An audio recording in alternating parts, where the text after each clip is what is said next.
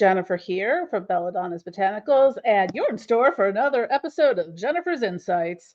And this topic is why you should leave your pre-existing superstitions at the door. I like to give a lot of practical advice for your spiritual journey and magical practices based on experiences, observations, my wealth of knowledge and expertise, as well as having been a content creator and running a business and the types of questions I get and things I see and the common repeating themes. So, what I want to talk about here are some of the superstitions, the top ones. I mean, this is by no means an exhaustive list, but these are the top things I see and my responses to them. So, when it comes to things, I get a lot of questions about like the threefold law, the Wiccan read, what you do will come back to you threefold. Or is there going to be blowback? Anything like that. And, my answer to most of these things are, and it comes down to, like the mind over matter of it all. If you are worried about blowback, yeah, if you're obsessing about there being blowback from something you're doing, yeah, you're gonna have blowback because you made it happen. We manifest a lot of our own bullshit, to be honest. Hi, I'm guilty of it myself. I don't sit here from my high horse looking down my nose and going, you should be doing it this way. I'm talking to you from experience because I've done fucked up some shit before in my life. And I've had to challenge my assumptions on things and realize, okay, like a watched pot never boils. Well, a watched spell also never manifests. You sometimes have to take the set it and forget it approach. But I digress. So, of course, spells and rituals go awry sometimes. Who hasn't had that happen? We live and learn and do better the next time. I've done all types of spells, and if I don't do a lot of baneful magic and a lot of cursing anymore, but if I have to, I will, and I do not worry about it coming back to me because people who practice it's defensive magic.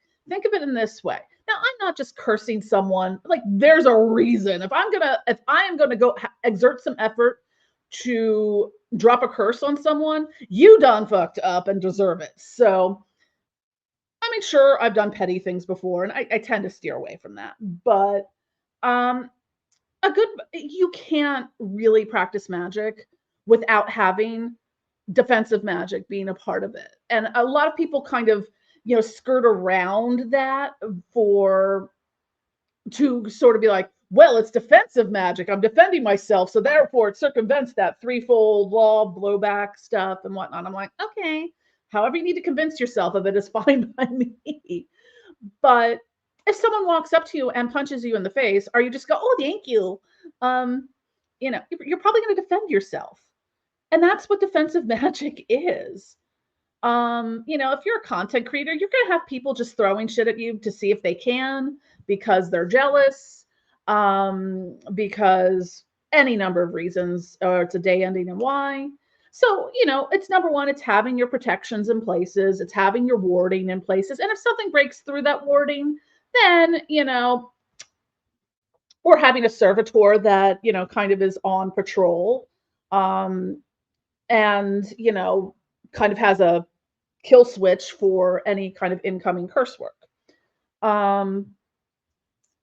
That be what it is. And speaking of curses, my next point is my first go-to when it comes to a curse removal is to laugh it off, because it really only has power over you if you let it have power over you. Of course, this does not mean that a curse will never have an effect on you, but worrying about it and obsessing over it will make it manifest. And yes, you are adding your energy to someone else's work against you. Because if you're sitting there going, oh my God, I know I'm being cursed, or my family's cursed, or I have a generational curse, or I have this and I have that. Yeah, you do now, because you just manifested it. You just made it happen. I've done this before. Once I stopped, now I don't sit here thinking, oh God, everyone's cursed me. I'll notice a pattern of things. I'm like, someone probably threw something, whatever. And then I just have my person who does that work clean it up for me. And if I haven't done it myself, sometimes I'm just too busy, or I have health issues and I can't always, if I'm having a pain flare up, I can't necessarily slither out of bed to my altar and, go do anything productive. So that's just what I'm saying here, is that don't feed into it. Don't look at everything and think, oh my God, I'm being cursed, I'm being cursed, I'm being cursed, because you're going to make it happen. It's again, mind over matter, mind over magic. So moving on to my next point, number 3, is not all magic traditions are the same. We all do things differently. If you need things absolutely 100% according to the book or tradition with no allowances for substitutions or adaptations, yes, your magic will fail because you're making it fail. If you're, if you're making an oleum and it needs to have these 5 ingredients and you've only got 4, and you think, well, it doesn't have, Star-X in it because I don't have Star-X, absolute essential oil, whatever. It's also very hard to work with, sometimes called liquid amber, but it's a very gelatinous resin one and expensive too. So that's a very common one that's used in a lot of the Goetic demon formulas. So, but if you don't have that or access to it, does that mean that oil is not going to work because that one thing is missing? If that one thing is missing and you think that's going to make it not work, guess what? It's not going to work. You just made it not work. It's okay to make substitutions for things. I try to hammer it because people are so like gripping that tradition and that book, and it has to be done exactly like this. I talk about this a fair amount because I run into it a lot of times. Like speaking from my experience, I make things that anyone from any tradition can use. Therefore, there are a lot of different traditions and a lot of different variations there. If you need something charged on an altar for 40 days, I'm sorry, I have a product catalog of 350 items at any given time. I do not have that much altar space or time to charge every single thing. Now, I have a magically active household. My entire studio space is also sort of a magical space in and of itself. I have a little mini altar in there. I have a lot of other things. So everything is charged. I just don't always know for how long because it sometimes depends on how often I make things. So, but if you need something that's charged on your altar for 40 days, you're more than welcome to buy it and put it on your altar and charge it for 40 days because that's your tradition. That's not mine. Or if you work in planetary magic and lunar cycles and things like that, and you need stuff charged in particular there, again, go for it. I can't always coordinate making things like, what am I going to do? Make 350 products every full moon or new moon? No, I can't. Sorry. I could make specific ones, but no, it's not going to work that way. So the other thing I want to point on to this, when people are so like tied to like that by the book by tradition, is that this is, I'm just going to be, I'm not mincing words on this because I'm a disabled person. I'm neurodivergent. I have to make a lot of substitutions and a lot of adaptations to the work I do. So what you're telling me is when there is 100% rigidity and there's zero ability to look beyond that, what you're saying there, think about this. If you are not recognizing the fact that not everyone can work the same way and have to modify things, you're basically saying that, well, if you have to use substitution, you're basically saying disabled people can't do magic. That's what you're saying, that our magic won't work because we have to do it differently because you're so married to your tradition. So if you're happy being ableist and whatnot, I can't stop you, but I want you to think about that because that's what you're saying. You're saying, oh, well, if you're too poor to go out and buy, hundreds of dollars worth of ritual supplies and garb and, an occult library and whatnot, then your magic's going to fail. Or, oh, you're deadly allergic to something and have to substitute it. Oh, your magic's going to fail. Do you realize how stupid that sounds? Think about it. Start coming up with some of these examples because that's what it sounds like. When I see people that are doing this, or like, oh, well, it has to be done in this tradition way, because I'm like, no, no one tradition is better or far superior to another. Sorry, not sorry. It is what it is. Yeah. So basically, like, you need to break out of that myopic worldview and there. I mean, you don't have to. And if you're happy being judgmental and looking down your nose at disabled people and neurodivergent people who can't do things the way you do, I mean, you do you, boo. I don't have to like it. But I'm just saying is like, we need to stop thinking of things in that way. I'm like, one of the things I was thinking about recently, I think I was having a conversation with someone or a conversation with myself, who knows. But it's kind of, I know it's a Facebook post. I was kind of like talking about like working with spirits and making, say making an oil or something or a thing. And it's like, well, maybe if I just added, I use cinnamon a lot for some reason. Now, if I just added cinnamon to it. Well, yeah, I'm sitting there thinking, like Lucifer, looking at this and going, "Oh, damn, girl. Well, I wasn't gonna manifest the spell for you, but now that you put cinnamon on, oh man, I'm gonna hook you up.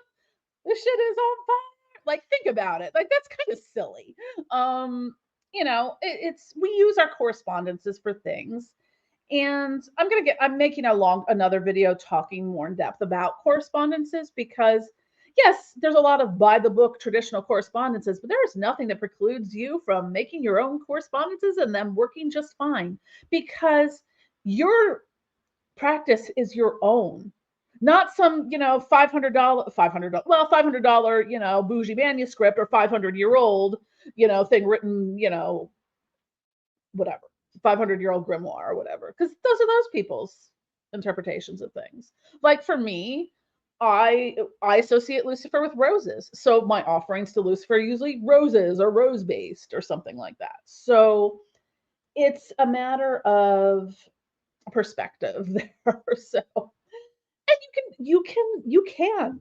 I give you full permission to experiment, to make substitutions, to adapt things to your needs. But again, mind over matter. If you think by changing things that it's not going to work because you omitted the cinnamon or whatever, or had to do the ritual not sky clad, or had to, you know, do something differently, yeah, it's not going to work. You made it not work. We are often our own worst enemies and our biggest hindrances to our spiritual progress and awakening. So I think I may have covered this a little bit above, but it was like, yes, the spell won't work if it doesn't contain XYZ thing. Yep. If you think it won't work, congratulations on making your magic fail and blaming everyone else. Well done. I add a little bit of my wit and snark to this. So the next one, this I run into a lot. You do not need to sell your soul to the devil or make soul pacts or demonic pacts to do things and get things done. It doesn't really fast track anything. I mean, I tend to do very specific based petitions for things. Like I don't need a pact for the candles I have burning over there, as a devotional to Lucifer. It's just a devotional candle to Lucifer. I may have put a couple different offering oils on it for different intentions, or the 2 tarot candles I have over there for a manifestation thing. It's just a petition. I didn't need to sell my soul to anyone or do any, do an official pact. And you can do pacts. I have a longer video on it. I tend to think of petitions as like flash in the pan, like little kind of things. What when I mean the one pact I do have, it's an ongoing pact, is more of a big picture thing for me.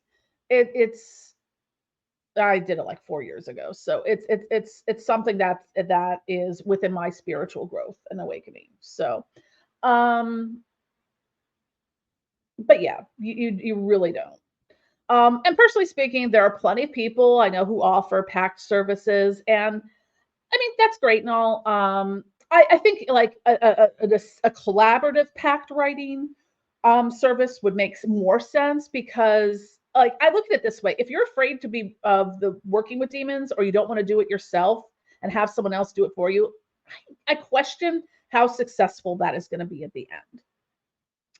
So especially if you don't have your own magical links and relationships with those spirits to foster it. So you want to sell your soul to the devil for fame and fortune. Who doesn't? But why would any spirit grant your wishes if you've never worked with them or know nothing about them? I mean, in order to yield results, you kind of have to do the work. And there is, there's a lot of Hollywood mythos around selling your soul for fame and fortune, and you really don't need to do that. I mean, it's not a once and done thing here by any means. So, and as I mentioned, Hollywood, the next point is leave Hollywood behind. Seriously, I'm tired of answering Harry Potter level questions. No, I can't make a potion to turn you into a werewolf. Now, there's a lot. I get that one a fair amount, but so there is a lot of symbolic things, like, 'cause I had to look into it for something I was making for a client. So there's a lot around werewolf magic. Sort of a self-empowerment thing. I get that. But I'm not going to be able to make you a potion that you can go drink that you're going to wolf out like Hollywood. So sorry. Leave the Hollywood of it behind. Because not all things are possible. And with that, no, not all a lot of ritual magic is pretty freaking boring, to be honest. It's not, pew pew pew shooting flames out your hand and wands and all, and big smoky billowing demon flying through your living room kind of thing. So you kind of have to adjust your expectations around that, because a lot of times when people poo-poo magic and think things don't work or bullshit, it's because they're coming in with the Hollywood perceptions of it, of whether that's film or TV, things they've seen in even documentaries sometimes, because there's so many like ghost hunter shows out there. And that brings me on to my next point is, oh no, some demon possessed little Timmy, the horror. No, I'm sorry. Ancient deities that were demonized by mainstream religion have no interest in possessing your kid. Sorry. I'm doing a separate video on the topic of demonic possession, but I would say that the vast majority of demonic possessions, whilst they may be a spirit attack or possession, are more often than not demonic, or they're not demonic. So they can be spirits of the dead. Most of the time when I've had attacks, they've been from something like that. Trickster spirits. Sometimes you get like pesky land spirits and otherlings and stuff like that. The times I have had attacks have been from somebody's familiar, or like an incubi or succubi kind of thing, like a thought form. But yeah, generally speaking, your little Timmy's probably not possessed by Asmodeus. It's just that when we think of demonic possession or possessions, we only think of it in terms of demons. And honestly, like, why would a demon want to possess your lame ass? I work with demons all the time, so I just, anywho, moving along, and I know I talk about this a little bit. The path of light and being a light worker means that you're better than everyone else. Yeah, human ego be like that. Sit down and do some shadow work and learn a thing. No one can exist in all light or all dark. That is a very myopic approach, and you sound like an elitist fool. And that goes for the edgelord, satanic sorcerers perpetuating all those negative stereotypes as well. See also elitist fools. If you're into performative spirituality and whatnot, that's what you're doing basically at that point. If you're just like walking like, oh my God, I walk a path of light and I'm so much better than everyone else. There was a post in a group where I saw someone's like, oh, non-light worker energy is just so ugh to me. I'm like, oh, eat a bag of dicks, Karen. Seriously? And it's just like, because people, when they talk like that, they have gone towards the most either elevated in their perception view of something and glommed onto it to give themselves purpose and meaning. And the same thing goes for your edgelord, perpetuating negative stereotype, satanic ilk. So the big bad sorcerer, you should fear me, blah blah blah. I'll have demons eat your mom.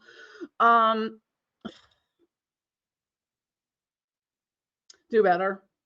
I respect your beliefs. I have no problem. Like, hi, I'm a Reiki master. I do light work myself, but I'm imbalanced in all of it. I work with demons. I do Reiki and crystal healing. I have crystals coming out the freaking wazoo. I'm surprised I'm not sitting on a crystal at this point. And it's about balance. So sit down and shut the fuck up. If you're like, I'm all dark and evil. Yeah, Eat a bag of dicks. I got nothing on that one. You know me. So again, all of this comes down to mind over matter, mind over magic. If you can break free from those superstitions, then it's time. If you can't break free from those superstitions, then it is time to do some deep shadow work or self work of any kind to dismantle those indoctrinated ideas and beliefs, no matter where they came from. You will be a better person for it. Trust me. I've had to do this all myself. Um, I've faced these challenges before, and I'm not, again, I'm not here going, oh my God, do as I say, not as I do. I'm like, no, I've done fucked up a lot of times myself. So, what I'm trying to do is turn these things into a teaching opportunity for everyone. So, anyways, thank you for watching. Don't forget to click like and subscribe. Be sure to follow us on social media, sign up for e-newsletter, and because, algorithms suck to keep, so you can know what we're actually doing. And if you really love us, please consider joining our channel memberships. We have support tiers from like $1 to $10 a month currently. It may change in the future. Or we may add stuff. I don't know. But anyways, if you want to support us, please do. I love you all. Thank you for watching, and I will see you soon. Bye.